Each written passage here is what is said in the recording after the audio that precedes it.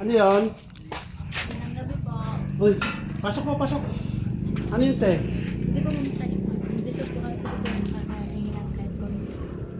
Ah, ikaw ba yung nag-comment sa akin?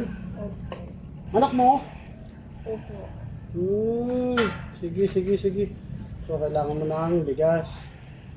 Wala ba kayong pansaing ngayon? Sige, okay lang. Huwag po kayong umiyak. Nak, bigas nga dyan, nak. Paano bigas?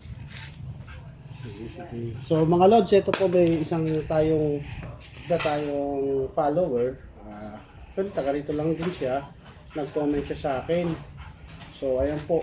Nakita po nila kasi yung vlog ko.